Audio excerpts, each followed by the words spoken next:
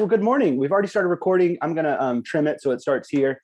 I want to thank everyone for being here. My name's Patrick. I'm the vice president of our Keller Williams Young Professionals chapter here in the Triangle, which is Raleigh, Durham, Research Triangle in North Carolina, booming part of the country. So please send us your referrals. We've got an amazing leadership team here on the call and amazing members. If you need to connect with an agent in the Triangle, please let us know. I'd be happy to send you to someone amazing here in our chapter. We do these monthly calls.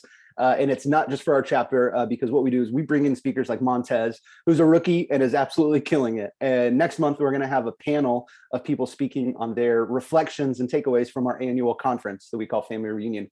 The month after that, we have Catherine Rain, who was for many years the #1 individual agent in the whole state of Florida. And I think just announced that for the 5th or 6th year in a row, she's the #1 individual agent in her market center in Miami, which is no small feat. So we've got newbies, we've got veterans, we've got panels. I want to encourage you guys. We usually do this on the first or second Thursday of the month. We're going to mix it up a little bit soon for spring break and family reunion. I think the next 2 months, it'll be the first Thursday of the month. But just check the calendar, check our Instagrams. You know how we go with social media. That's where we announce everything. So I want to encourage you to follow along. If you've got a second now, feel free to post it on your stories, text the link to someone, invite them into this call. And it is going to be recorded. And so you'll be able to find that later as well. So what we do is we just want to bring people who have wisdom to share. You don't have to be the biggest top agent in the world. You can be brand new, a year in like Montaz. You can be a veteran. And we're going to talk about mindset, productivity, business, family, anything and everything that's relevant to your life that you want to share with us. And so this is not broadcast on the KW National command groups and all that kind of stuff. So we can have a little bit of fun with it, get a little bit creative with some questions. And so what I want to start out with, Montez, we're going to ask you a lot about your business. I want to ask you a curveball.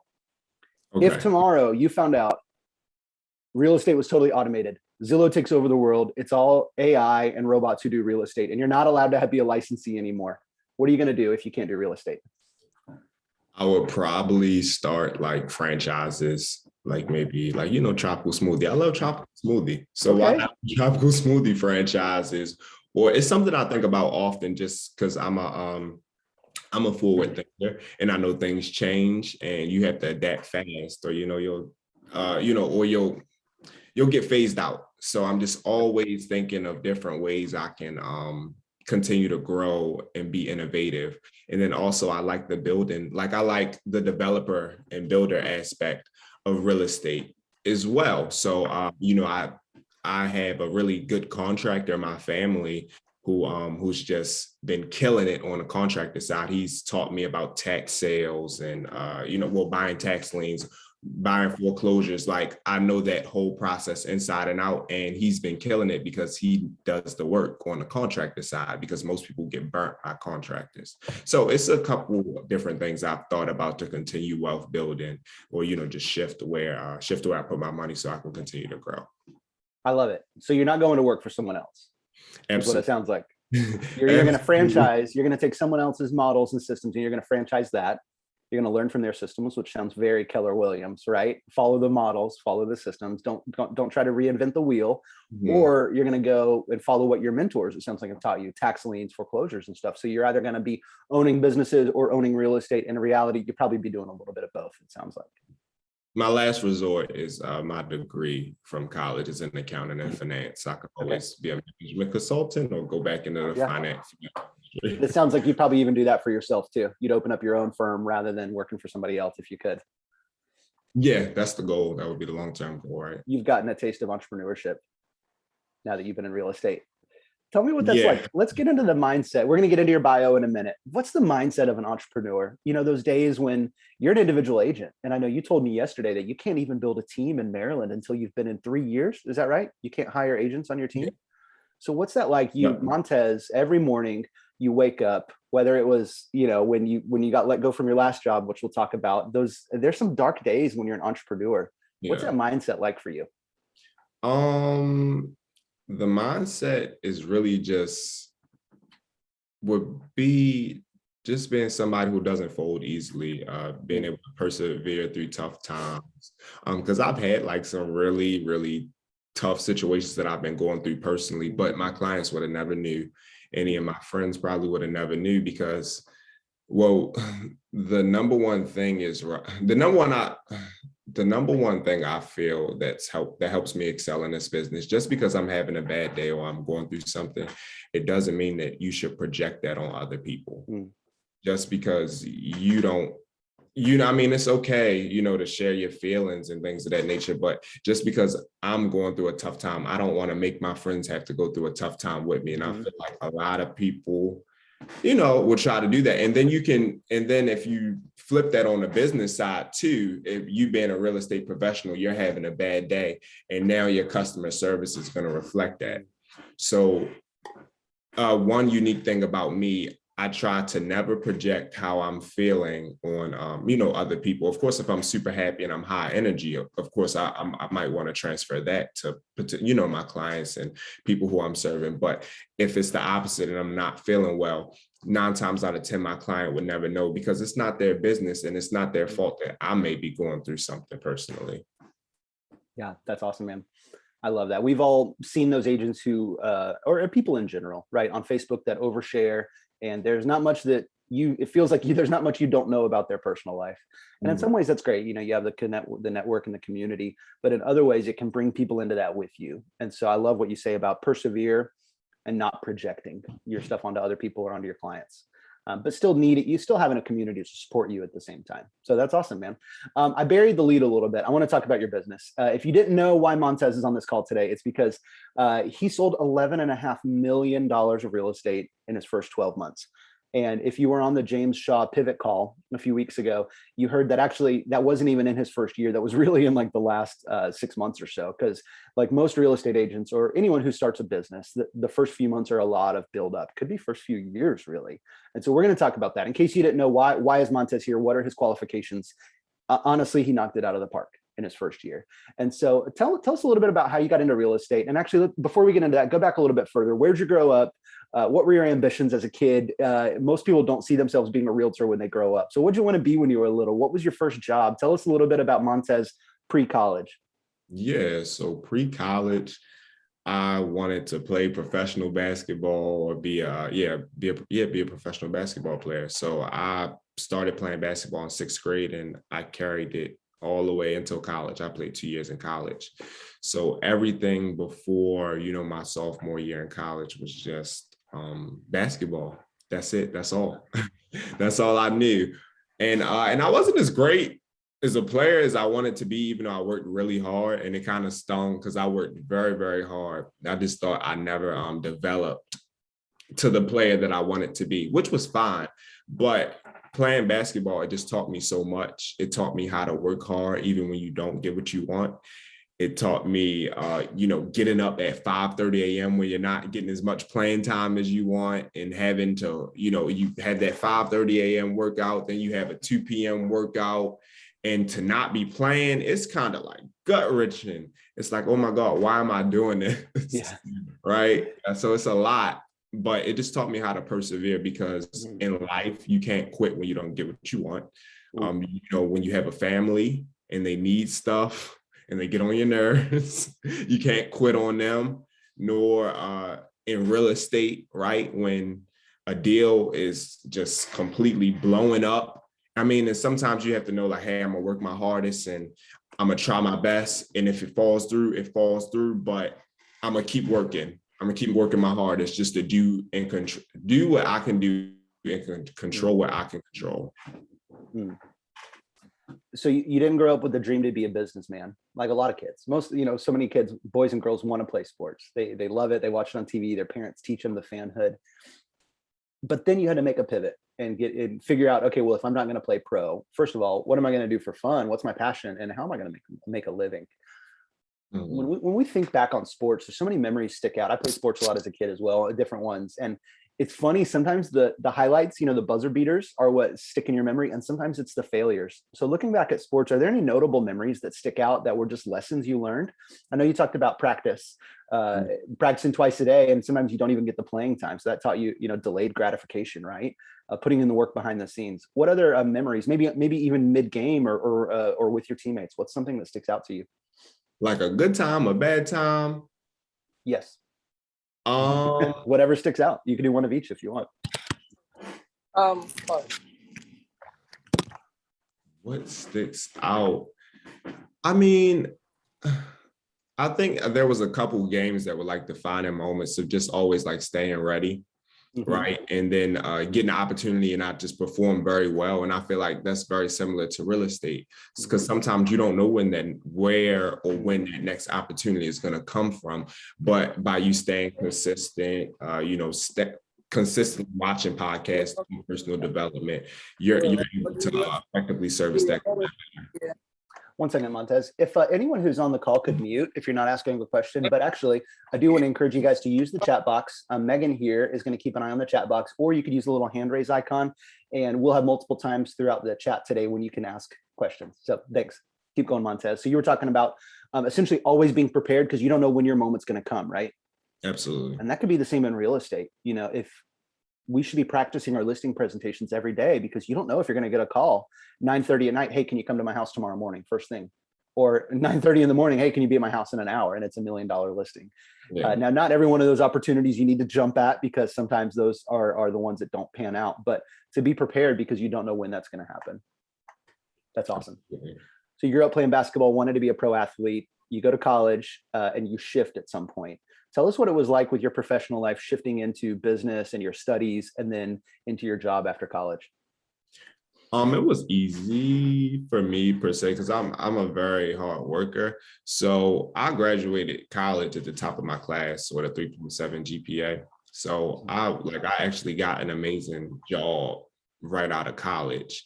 And I worked really, really hard throughout my academic career, throughout college. I mean, and it was just because in high school, I did okay. I think I graduated with a 2.9, but I was just like, in college, I want to turn it up a notch. So I really dedicated myself to my studies and just being just going above and beyond just to be a stellar student. So again, I was no stranger to hard work and diligence. So it wasn't difficult. I'll say that. Yeah. And you studied business and finance, is that right? And then went into accounting. Tell us about that. Yeah, so my degree is in business. I have a specialization in accounting and finance. So, which is really helpful in this industry because I feel like I'm a little bit more analytical and I can read into the numbers a little bit better, especially when I'm working with my investors who are doing flips and things of that nature. Just the analytical side of helping them make decisions and things of that nature. And you finished college during the pandemic, is that right? Let us know, what was that transition, leaving and getting your first job, and what was that like? Right. So I graduated like on Monday the 7th, and I started my corporate job Monday the 14th. So it was like, everything moved. And then also I got my real estate exam. So when I was studying for my final exams in college, that's when I kind of figured, well, maybe I want to get my real estate license as well, because I had an experience prior to it kind of opened my eyes to real estate. So I did all my final exams plus the real estate exam in 1 month. And then when I started my job, I hung my license the same day.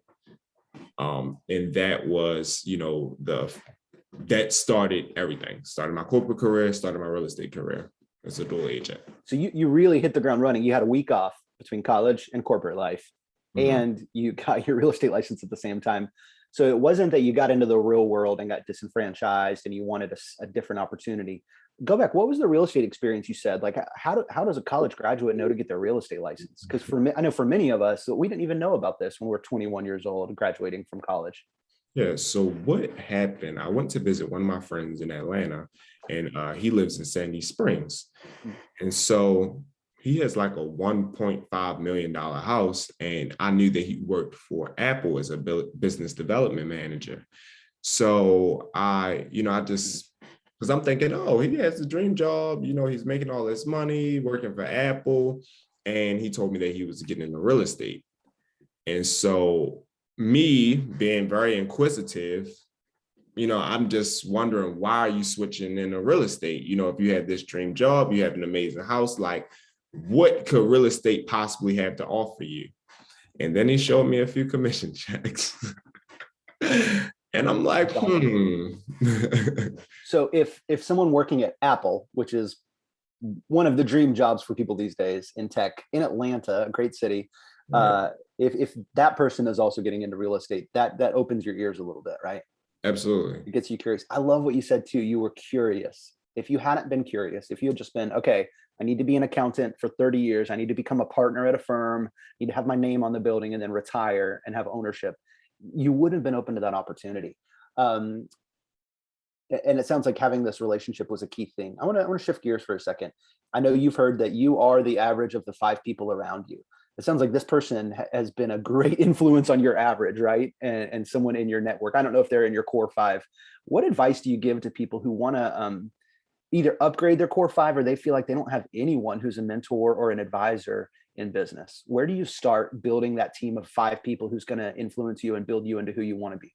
Right. So funny that you asked that, because yesterday, Emmerich Peace called me, and he called me just telling me a little bit about, because I'm going to be speaking on a panel for KWBRN and Family Reunion. So What's BRN? Black Realty Network. Oh, awesome. Sweet. Yeah. So yeah, I'm going to be doing a panel at Family Reunion. So, we were just casually talking, and, I was just sharing him some of the things I was working on in my business, and that just happened to be leverage. And he mentioned the name Joy Russell. And Joy Russell is killing it in Louisiana right now. He told me that she's doing 90 to 120 transactions a year, and she's still able to travel the world and enjoy her life. And I'm like, okay, I'm doing close to 40. Like I think I did 35 transactions last year, close to 40. And I am working like a dog with my tongue hanging out. I'm like, I couldn't even imagine taking a vacation. So basically, I cold called Joy Russell, and I said, "Hey, Joy, my name is Montaz McCray, and Emmerich Peace just mentioned your name. He told me that you're doing 90 to 120 transactions a year, and you enjoy your life. How?" Tell me. Yeah, and then so we had a great 30-minute conversation. I thought she might just blow me off, because it gets overwhelming sometimes when a lot of people, reach out, and I thought she might blow me off, but she was like, "No, I saw your interview with James Shaw, and hey, Montez, thanks for calling." And she gave me just so many amazing tips, and she was like, "Okay, cool, I'm gonna add you, and we'll be friends on Facebook, and I can't wait to meet you at Family Reunion." And that's the type of people I need to continuously foster relationships with, because she inspired me, right, to continue to keep pushing on and to continue leveling my business up. And she shared with me so many great tips. So I think stuff like that, just will help expand your network, and just sometimes making that cold call, even though it may seem a little intimidating, but you never know how somebody may receive it. Yeah. A cold call to an expired listing could change your life if it's $1 million listing, right? But that's going to be one and done. I mean, you can leverage it. You can use social media. They might refer someone to you, or who knows. But getting Joy on your team, having someone that you can text or call throughout, month after month in your business and partnership and giving back and forth, you're going to encourage her. It sounded like she already was excited to hear from you. She kind of had a little bit of that celebrity moment, like, "Oh, I saw you on the James Shaw call." And so saying yes to those opportunities, you never know what's going to open up. We have no idea who's going to see this interview, and then you might cold call them. Not that, I mean, I am nowhere near James Shaw's level, and they're nowhere near the amount of people watching this, but that idea of you never know who's watching and who sees you, right? So you're going to Family Reunion. In case you don't know, on this call, or if you're watching the recording later, Family Reunion is our annual conference. It's international for all Keller Williams agents around the world. We usually have anywhere from 15, 17,000 people. This is our first one that's going to be happening post-COVID. And this will be, Montez, your first one since joining Keller Williams. And so give us your strategy when you go to a conference. Maybe you don't have a strategy yet, and that's okay. What are you excited about? What are your goals for something like Family Reunion, where it's so easy to get lost in the weeds? It sounds like you're already making intentional connections that you're going to follow up with at Family Reunion. And you and I will be meeting at Family Reunion, whether you know it or not. So yeah, absolutely. Go ahead. Yeah, so I'm excited.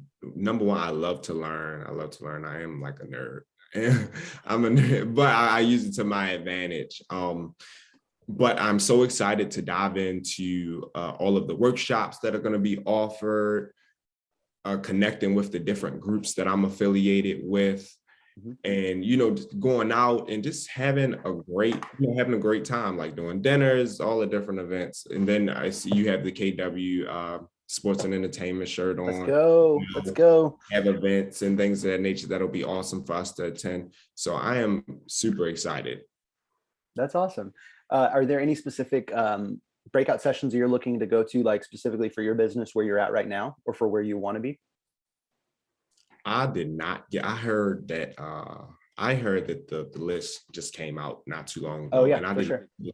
to look, but anything pertaining to leverage, Yep.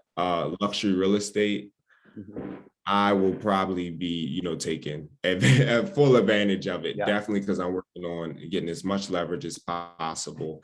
And then I really want to try to, dive into that luxury market a lot more. Because people who have done 20 transactions and have done 20 million in sales. That's awesome. Yeah. in like the DC area, because the price points are so much higher. Yep. Vice versa, me having to do 35 transactions and I only did 11.5 million. And not saying like it's a super low number, but 20 transactions, 20 million, 35 transactions, 11.5. I'm like, let's work smarter, not harder. Yeah. That's almost a 4-to-1 ratio on how much they're able to earn for their hours. Because of course, all clients are created equally in that we want to give someone the exact same service, whether you're a $100,000 client or $1 million client. But the reality is it would take 10 of those $100,000 clients to equal the same amount of income, which is for you. And in a reality, even if you make the same amount of money, you'll be spread more thin. You won't be able to provide the same value to those clients. You're going to have to hire leverage for you to not be burned out. And what good are you, Montaz, if you get burned out and quit in 3 years? That's not the legacy that we want for you. And that's what I love about KW, teaching us how to build businesses, but not profit churning businesses for capitalistic sake, but for our lives worth living, legacies worth leaving. And I've heard you say the word legacy a few times, which I really love. And that gets me excited. I wanted to ask you, do you, just between you and I, just to give you some advice on sessions, do you know the Minkiti family, Bo and Kimber Minkiti out of DC? Yep, I actually do. Okay, cool. I was going to say, because 2 years ago, the last family reunion, I got to go to one of their sessions on leverage, and it was on the career visioning 30, 60, 90, how to recruit talent. And then once you identify and hire someone, how to implement them on a 30, 60, 90 day plan to get them started off for success. And if you see them teaching any seminars, by all means, you or anyone else on this call, talk about empire builders. And they've got a whole what's the word I'm looking for? Like nonprofit, charitable aspect of their business. And their director of operations, Martin Weldon, he and I got to meet in Dallas 2 years ago, one-on-one. Amazing company. And I want to reconnect with them in Orlando too next weekend. So wanted to put that on your radar. If they're teaching any seminars, anyone here should go check those out, among some other ones. And there are definitely going to be some great ones on luxury as well. I've attended those the past 2 family reunions I've been to. So that's exciting. Tell me about how you've built your business. What does it look like? Let's go back. I want to hear your story on when you started at this accounting firm and got your real estate license and how that went 3 months later. Right. So at first it was exciting, definitely making close to 6 figures right out of college, having my own office, as a well-established company in DC. So, it was great. It was what I went to school for, right? To get a great job, accomplish that goal. But it was just very, very tough because I still wanted to build my real estate career. And, I during my lunch, I was on my team meetings. I was looking at podcasts and things of that nature. I wasn't quite holding up my end of the bargain, for somebody who was making 90 grand a year. To make that kind of money, you need to perform at a certain level. Yep. And but it was just hard for me because my mind was fixated on, building a successful real estate career. I just knew it was so much more that I wanted to do.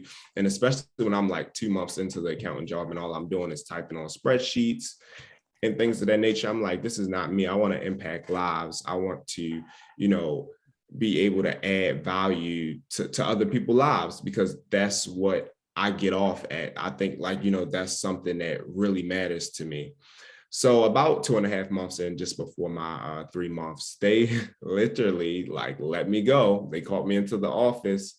And well, I think I got a warning. I think I got a warning maybe like 2 weeks before. And I really tried my hardest to, perform better and be a little bit more focused. But it just didn't work out because they called me into that office 2 weeks later and they definitely said, bring all your stuff.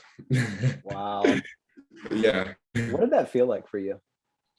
Was really like I went through an identity crisis for a little moment, just because I had went and bought a Range Rover. I was like, I'm doing it like I'm 21, got my dream job. I'm still living in my parents' house, I'm comfortable.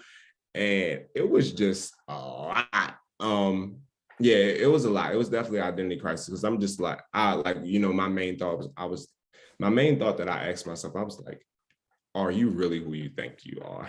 Like you have a $700 car payment, you still live with your parents, you just got fired. And so it just, it was a moment, but I just told myself, like, are you gonna, flop or you gonna fold? Like, you got to make this thing work. So I doubled down on real estate. I learned every method to lead generate as possible, how to host a successful open house, how to call expires, how to call FISBOs. I did dirty work for other agents. I did their showings. I held their opens. Like even sometimes nobody came, but guess what? I was on the phones at open houses, making the best of it. I door knocked around the open houses. I just made it work and I just didn't take no for an answer. So, I really just doubled down and that really helped spark my business. And that, it sparked my business. I gained some momentum, still haven't closed the deal yet. But then I ended up getting another accounting job, making about the same thing. So I got that job and, I started that doing very well. But then my real estate business just popped. In April, I closed one deal. And then in May, I closed 5. Mind you, I'm still at this job. Then the next month I closed 4. And then I think the month after that, I closed 3. And then so I'm like, you know what? I fired my job. I fired them. It was hard for me to do, because again, I had a cushion. By the time that I had a mortgage, right before I quit the job, I bought a house. Because a lot of people don't understand, like, oh, how do you have all these houses? And how do you have all these houses? And you only been doing real estate for a year. I was very intentional about everything. So I own 5 homes. Or 5 properties per se, my one primary, then I own 4 investments. Some of them are joint ventures that I partner with other people on. Some of them, 2 of them I partnered with my sister on, and then one of them I bought before I left my job. So, yeah. You just blew my mind. I didn't know that part of your story. And I just got my second investment property and I feel like I need to have a separate Zoom call with you one-on-one to learn about all this with some JVs. That's awesome, man. I'm just making some notes here. I want to go back to when you got fired. You probably had it sounds like you had an identity crisis. Man, what pulls you out of that with your mindset? Did you go out on the court and shoot hoops for an hour at midnight to like clear your head? Did you go on a junk food bender for a few days? You play video games? Like how do you motivate yourself? Yeah, so it took me like maybe a day or 2, but I'm not the type of person that's going to sit in a funk and just like pity myself. Like 9 times out of 10, those are not my type of people. Like I had a friend like I had to like who wanted me like to sit and be miserable with him. I'm like, listen, stop calling me because I'm like. I'm a very nice person, but like, stop calling me if you want me to be sad with you all day, because I don't have time. And this is not me trying to be rude, but like, and I would constantly try to motivate them to, just to get out of their funk, because they're also like another powerhouse entrepreneur. He's making like $500,000 a year, but I'm like, it's just not in my personality. It's not in my DNA to like, yes. I might be sad for a day or 2, but I'm going to accept the situation for what it is. And I'm going to do the best that I can with the cards that I've been dealt, so that's kind of how I do a lot, just really trying to, cause it would be no good for me to, it would be no good for me just to be upset or just be sulking. That's 2 days of time that I could have lost for an action plan to get out of that situation or change my situation. Yeah, man. And I know that you're really big into fitness, right? And keeping your body in shape and working out. Is that something that was important to you during that time to just keep you motivated? Do you have a morning routine? Kind of like what does your personal life look like on that aspect? Right. So I'm shifting my morning routine, trying to wake up as early as possible. So, my background is, getting up at 5:30 Yeah. a.m., doing everything sports related. But now since I've got out of that lifestyle, it's been I've been getting up 8:15, just enough time to get to my desk by 9 a.m. Yeah. So I'm trying to shift it and get back to getting up at 7 a.m., getting a workout in, and then just really preparing for my day. And then a part of my business plan is my physical health, right? Like trying to awesome. my best, right? And things of that nature. And then again, we're young professionals, right? People typically want to do business with people who they feel that they're attracted to in some sort of way. And it doesn't have to be physically in a sense, but they may think you're cool. They may hey, he's got it going on. He knows his stuff, right? And then, I want to work with him. I want to be a part of his program. So I think physical health, that's a part of my business plan as well. So I'm trying to become more intentional. Definitely working out at least 3 to 4 days a week. Yeah, that's awesome. And I know for me personally too, that affects my mental health so much and my motivation and my confidence. And so that's something I'm implementing as well. My wife and I just moved into a new house a few weeks ago, and then our whole house got COVID. And so my morning routine, any sort of fitness commitments is gone. And so this is actually my first real work commitment around other people. I've been doing client phone calls, but so I've got a cup full of tea and honey to keep the throat nice and clear. But I'm really excited. So this is really motivating for me personally. I just want to thank you for all that you're sharing on this. Just how important that is, just because it chemically rewires your brain when you're working out. And when you're doing fitness, it boosts your serotonin levels, I think, are the ones that make you happy. So that's awesome to hear how important that is for you. And I wrote that down, that part of your business plan is your personal physical health. That's awesome. I mean, what good are our businesses if we're crumbling at the seams? Same with burnout and with mental health, it goes to physical health as well. So that's awesome. Tell me about, it sounds like, are you glad your first job fired you? Now I am, but in the moment, definitely not. Because one good thing, I'm an avid saver. I was never just blowing money. I do have some splurges. Yes, my car is a splurge, but I make it work to my advantage. I use it to recruit business, and find new, to find new clients and things of that nature. I mean, again, everybody wants to work, or they want to be around people who they feel like have got it going on, quote unquote. I'll give you an example. One of my clients from Deloitte, she bought a home with me. She was referred to me by another one of my good friends. So she was like, "Hey, Montaz, I want you to go out to dinner with, some of my friends from our company. We're going to have a great time." And this was right after she bought a home. Perfect. So it's about 7 of us. And what an amazing opportunity to meet other managers and partners and people of Deloitte, one of the best consulting companies in the world. So what do? I staged like I'm going to the bathroom. Okay. I mean, because I really was, but I called the waiter over. And so I just got 2 bottles of champagne anonymously. Well, not anonymous, but they just came out of nowhere to the table with sparklers. And I mean, they were $40 a piece. That's fine, right?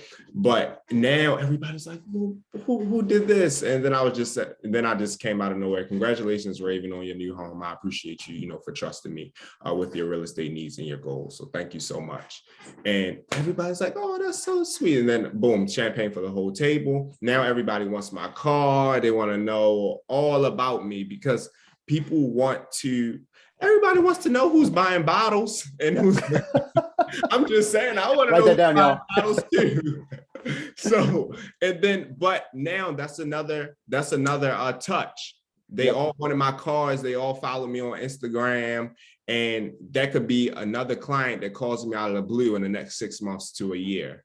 Right. Yeah. And I don't suggest buy bottles, like, if you haven't, I mean, I've kind of worked myself up to that point. I don't have kids right now, guys. I don't have many expenses, so I can, spend $80 and be fine. But again, that $80 is going to get me a return, because if it doesn't get me one of the partners, any one of our colleagues, she is going to remember that. My client is going to remember that. Yep. So that, that's the more important thing, but it'll probably get me another client as well. You're creating raving fans with this like off the wall, amazing customer service experience. And that obviously doesn't matter if your business doesn't back it up. You got to be good at what you do, right? You got to know your stats. You got to be a good communicator, all the basic stuff. But then you put this icing, this cherry on top. That's going to seal the deal forever, right? I know some people will literally buy a red carpet and roll it out on the front door of the house, the day of closing. Some people will do champagne bottles. Do you have any other ideas that you've heard or that you are going to implement yourself just to create these kind of wow experiences? Yeah, well, I had a client who bought $1 million house. He is an NFL player and his wife is an award-winning journalist. So when they closed, like, I literally did roll out the red carpet. I had a decorator come decorate the house. I had like shrimp cocktails all on the closing table, champagne, lavish gifts. I teamed up with the lender and split the gifts. But it was all just to create, and I had a videographer document everything. It's on my Facebook and Instagram if anybody wants to check it out. Oh yeah, scroll down, just and she ate it up, and she's friends with city councilmen, other NFL players, other journalists, other celebrities in this area, and she shared the video on her Facebook. So if anybody else is buying, maybe $1 million home, they would at least probably consider me because the video was like top tier. Like it was pretty good, if I must say so myself. My videographer did an amazing job. And then they have shrimp cocktails at a closing, fruit, like a charcuterie board. It was pretty luxe. That's awesome. So did you do the closing in the house as a mobile closing? And then we did a remote closing, and then they were like, oh my God, we've never experienced anything like this before. And they loved it. They ate it up. They talked about that awesome, for about 2 to 3 weeks. That's awesome, man. And that's, who knows who's going to see that, Mm-hmm. Have you had any specific clients yet point to things like that? Like, oh, hey, I saw your champagne bottles in the restaurant, or I saw your video with the shrimp cocktails. Yeah. Cool. And so, because one thing with that, expectations need to be set, right? Because I can't do that for everybody. Yeah, you're not going to do that for $100,000 closing, unfortunately. That's just a reality. How do you navigate that line? How do you walk that with your clients? Because again, though that particular client did pay extra, for that whole ordeal and fiasco. They did pay an extra percentage. So that's why I was able to offer them that. But they knew, because they saw me do it before for another client, and it was like, they told me that they want that. They was like, whatever that is and you did for them, they want that. That's awesome. Like, yeah, that's absolutely fine. But, it'll just be a slight difference on a commission that'll be paid at closing. And they were fine with it. And that's for your buyer clients or for listing clients as well? But typically for buyers, because sellers is more so, they're moving over. Yeah, exactly. That house is done. It's the previous chapter.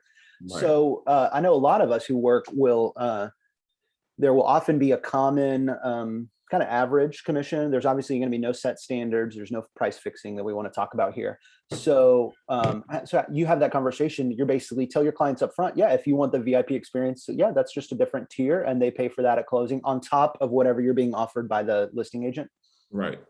That's awesome, man. Simple as that. I don't think I've ever had, I think many of us have tiered structures on our listings, because a lot of people know to negotiate on that. A lot of consumers. Okay, are you going to do this or this or this if you want me to add in, staging or decorating, or if you want me to help you fund some of your repairs on your listing. But on the buy side, this is a new idea for me. I've never thought about offering a tiered structure on the buy side. So is it just 2 options, and you don't have to talk about specific percentages, but it's typically just those two options. I mean, because if you want that, it's not cheap. Shrimp cocktails is not cheap. A decorator is not cheap. It's a lot. You know, a lot went into it behind the scenes, and working with a lender that's willing to, you know, help pitch in as well. You know, just try to create an experience, because they will never forget that. Yeah, that's awesome. I love that. And guys, we've got about 15 minutes left. So I want to encourage you to ask any questions in the chat or raise your hand. And Kate is going to help me keep an eye. Kate Carlton is our president of our chapter. Pew, pew, pew. So she will help you keep an eye on the chat and on any questions we have. So it sounds like you're really at a point where you've had a ton of tremendous early success, and it's not accidental. It's intentional. You're investing in properties that's going to create a network around you. You've got strategic partnerships with mentors and with people that you've JV'd with on these properties, and you're really looking to build leverage and systems. It sounds like, which is really exciting. It's what you're going to you know, connect with at family reunion. We've talked about your morning routine. How else do you set yourself apart from other agents in your market? And tell us also what market you're in. I know you've mentioned DC a little bit, and what that market's like. Right. So I serve, like 80% of my business is in Maryland. Just being 100% honest about that. Other 20% is in DC, and I just got my VA license, so I'm expanding there. I have a listing coming soon. Well, actually, I have a deal under contract in VA. It's a new construction. I have a listing coming on in about 3 weeks in VA also. So I really want to shift into that DC, like Northern VA market, just because the price points are just, again, the DMV area, right? Yeah, but DC, Maryland, Virginia, DMV. Yeah, but I work DC, Maryland, and Virginia. That's where my team is really going to be based. Okay.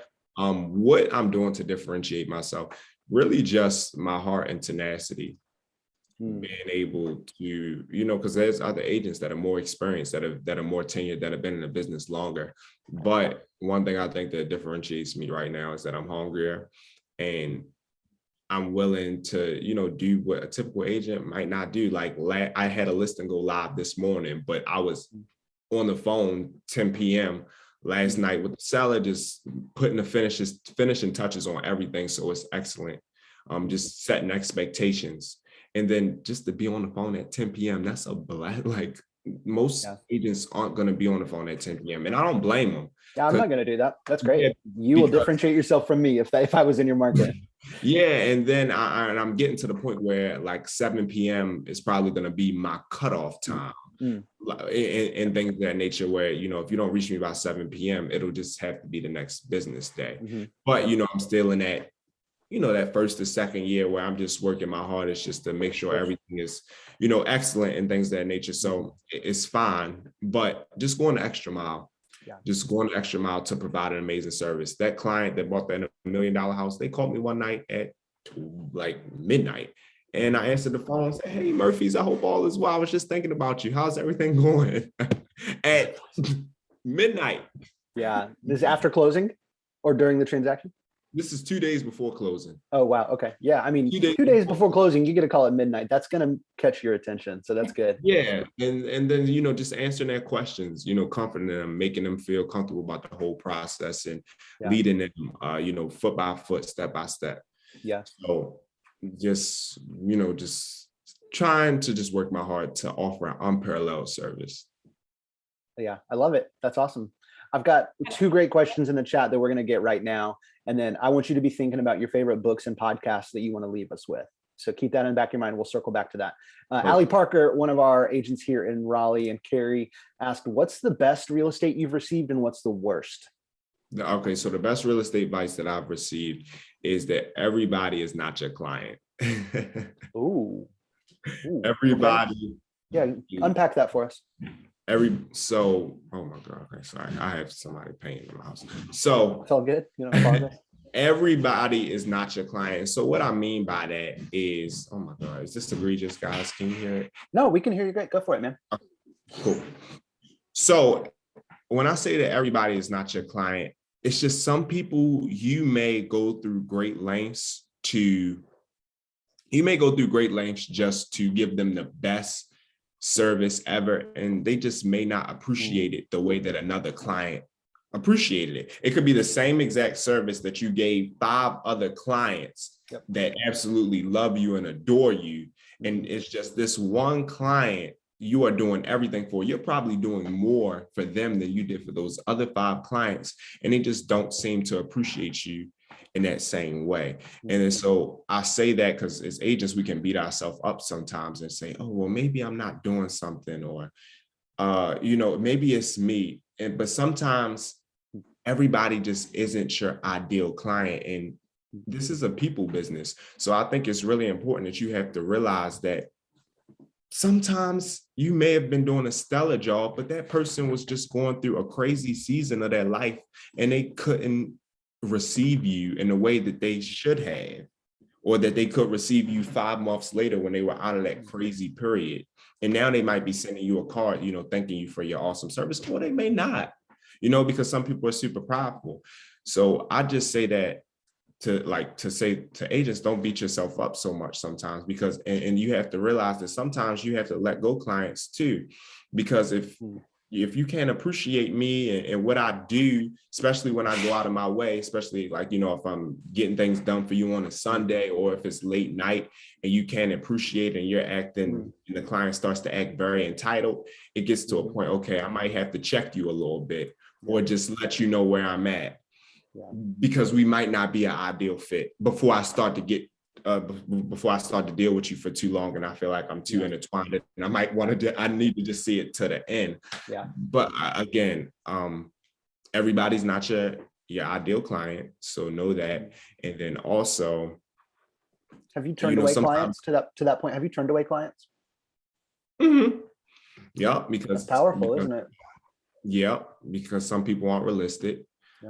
This one client didn't know the market completely and was just kept telling me what Zillow said and how houses should be this price in a certain neighborhood.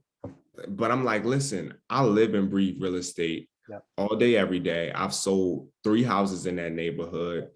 I know what's going on in that neighborhood. And she's trying to tell me that she should be able to buy a house for 180 in that neighborhood, 180 in that neighborhood, and get down payment assistance, and everything is going for over 2s. And I'm like, you know what, ma'am, I don't think we're going to be a good fit. and it's a lot. I don't want to say too much, but it'd be the people like, okay, because I don't want to say too much and make it seem, like.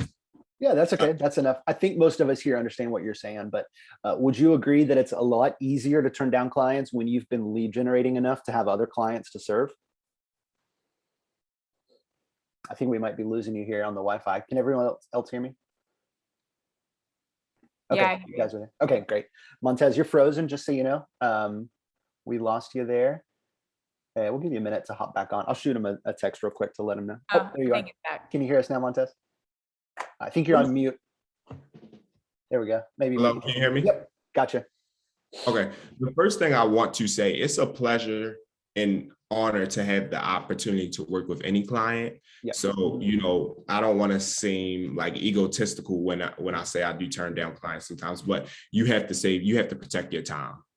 Of course. No, and you didn't come off the wrong way. Don't worry. It's just like if someone's hiring an accountant, and if they don't trust their accountant, and if they're not, what are you going to hire someone for if you think you know more than they do? Like, it's just not a right fit, and that's okay. It's a business decision. We're not here. We often make friends in our business, but that's not our primary goal, right? We're not here to make friends. We're here to help you with your real estate goals. And if we can't help you, then we got to let you go on to someone else who's going to be the right fit. So that's great advice. Okay, so what was the worst advice? Back to Ali's question. The worst advice that I probably got was just probably for myself, that thinking that, if I get into this business, I have to call 100 for sale by owners every day.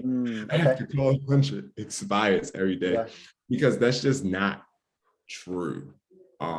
It's just not true. There's so many different ways to do this business. This business is changing, or I have to knock on 100 doors every day. This business is changing, because when you have things like social media where you can put out a post and let's just say it's liked by 200 people, but it's seen by 1,200 people, because not everybody that sees your post is going to like it.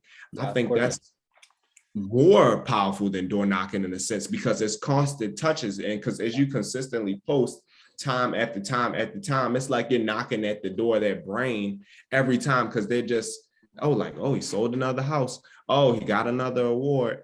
Oh, he has another deal on escrow. Like you're virtually door knocking because they're constantly seeing your posts and things of that nature. So I really like social media, but I also cold prospect in person. So I mean, again, I employ many different methods to lead generate. Yeah, that's awesome. Another great question here from Emily Adkins, who's our communications chair for our YP chapter here in Raleigh.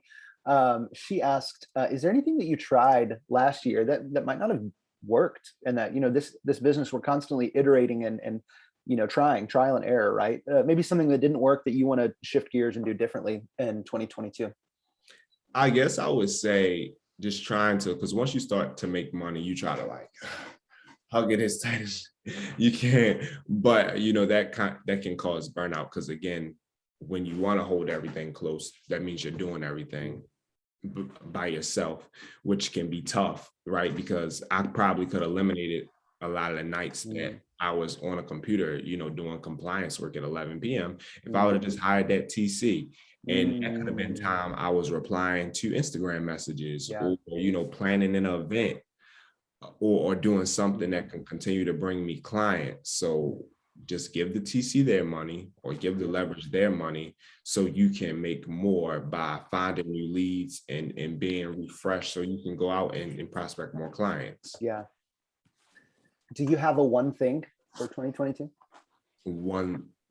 Sorry, repeat that. Yeah. Are you familiar with The One Thing, the book? No.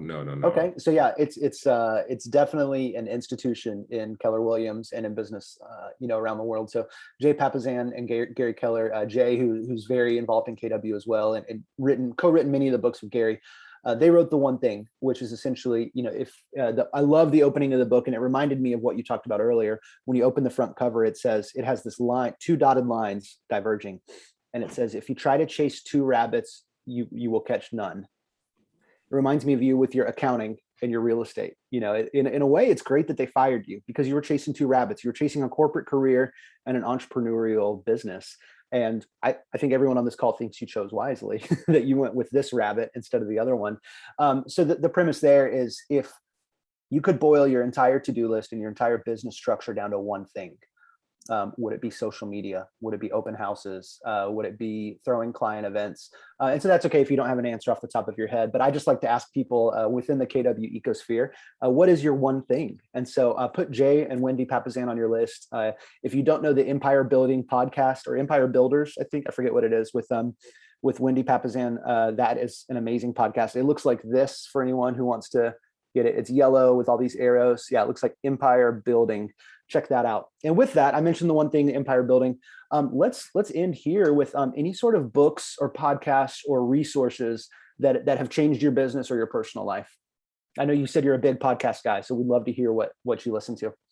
Yeah, so Jeff Glover podcast, Ben Kinney with Via Williams. I love Rants and Gems with Keanu Watson and Mortgage Guy. I'll probably start listening to Empire Building, because that sounds amazing. They run an amazing team. Yeah. Wendy and Jay Papasan. Yeah. I saw like my team leader informed me about some of what they're doing, and it's just absolutely amazing. So those are the main podcasts that I'm looking into. And then I'm reading a lot of books also. The Hyper Local Real Estate Agent. Ooh, okay. I haven't heard of that one. It's really good. It's like Orange Line something. Okay. That's his company. It's Orange Line something, but they operate like in Virginia, DC, like Nova area. It's really good. Yeah, if you just type in a Hyper Local Real Estate Agent, it'll pop up. Shameless plug. I have a book coming out too. What? Yes. Yeah. What is it? What's it about? It's called the Young Professionals Guide to Making 6 Figures is a first-year real estate agent. Wow, that's awesome. Well, I like those first 2 words, especially young professionals. It's perfect. KWYP. With that, if anyone else has a question, last call. Wait, can you say your book again, the title, so we can get it in the chat? Yeah, so the Young Professionals Guide to Making 6 Figures as a first-year real estate agent. It will not be out until till April. My birthday, like, yeah, it'll be out around April. Are you having a book drop party that we can attend? Oh, of course. Now Okay. you know it's gonna be it's gonna be Awesome. I love something. it. If I show up, there better be shrimp cocktail. That's all I gotta say. Oh, of course. So speaking of Montaz, if someone wants to come to your book drop party, or if they want to get a copy of your book, if they just want to pick your brain or anything like that, where can people find you? What's your email, your Instagram, and all that? So Instagram is probably the best way to reach me. Okay. Facebook is almost at capacity. But yes, Instagram is Montaz.Maurice, MONTAZ.MAURIC. And then my email is mmontaz10@gmail.com. mmontaz10@gmail.com. Yep. I love it. Awesome. I can't thank you enough. Yes, Katie, it is going to be recorded. I saw you in the chat. We'll have that link posted. And I realized I haven't posted the Jordan Stewart link from last month, partially moving to a new house and getting COVID. I was a little behind on that. So I'm going to get that uploaded as well. We'll have both of these interviews uploaded. I encourage you, Montaz, please share this with anyone, repost it. If you guys see him on Instagram and Facebook, please repost this, help Montaz get more publicity for him. He's volunteered an hour of his time plus some prep time yesterday that he and I did on the phone. So let's thank Montaz by helping him build his exposure on this podcast, this interview. So Montaz, thank you so much. I can't wait to meet you at family reunion, and we look forward to all your continued growth.